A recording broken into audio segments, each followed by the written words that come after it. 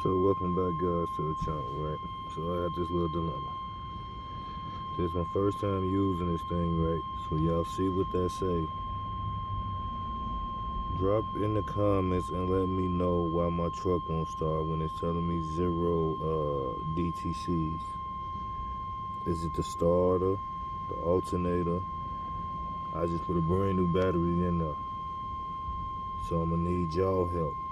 Drop in the comments below and let me know what's going on. My baby ain't starting. Ain't nothing on in here.